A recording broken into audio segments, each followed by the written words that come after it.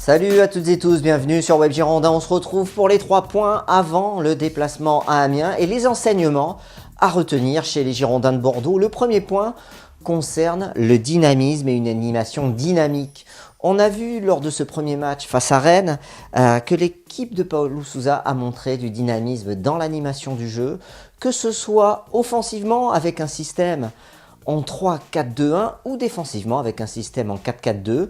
On a vu que les joueurs ont fait les efforts pour intégrer ce nouveau principe de jeu, ces nouveaux principes de jeu, et on a vu plus d'animation, plus de mouvement en un match qu'on en a vu lors des 2 derniers mois. Le deuxième point, c'est la pression positive qui va s'exercer sur les joueurs. En effet, avec l'arrivée de Paulo Sousa, on voit qu'il y a une nouvelle exigence en termes de jeu, en termes de comportement, en termes d'animation et en termes de tactique. Donc les joueurs, c'est eux qui ont leur destin entre leurs mains. Ils vont devoir soit faire les efforts pour s'adapter et rentrer dans le principe de jeu de Paulo Sousa, soit ils s'excluront d'eux-mêmes, soit parce qu'ils ne font pas assez d'efforts, soit parce qu'ils n'ont pas le niveau requis pour continuer à évoluer dans cette équipe. Donc on appelle ça, moi j'appelle ça la pression positive, qui va les pousser à se dépasser, ou ils s'excluront eux-mêmes du projet des Girondins de Bordeaux.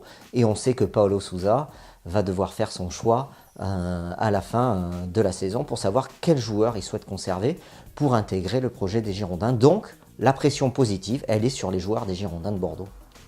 Le troisième point concerne un cas disciplinaire et le cas de François Camano qui a fait une sortie médiatique dans l'équipe et je pense que le club va devoir traiter cette sortie médiatique. Qu'est-ce qu'il a fait, François Camano? François Camano, il a critiqué l'ancien staff, l'ancien entraîneur Ricardo Bedoué.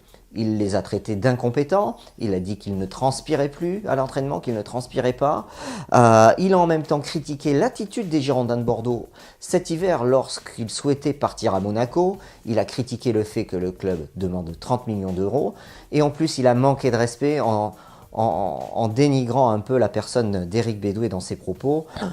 Éric Bedoué qui, rappelons-le, est toujours dans le staff.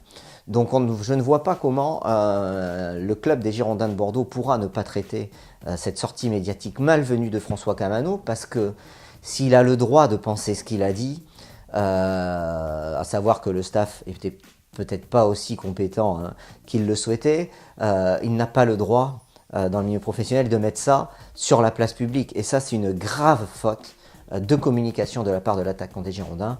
Et il va être intéressant de voir comment le club et l'entraîneur vont traiter sa situation. Voilà, vous aussi, donnez-moi vos 3 points, les 3 points qui vous semblent être justes pendant cette trêve internationale et avant le match face à Amiens de dimanche prochain. Voilà, je vous remercie de votre fidélité sur webgirondin.com et à bientôt. Salut!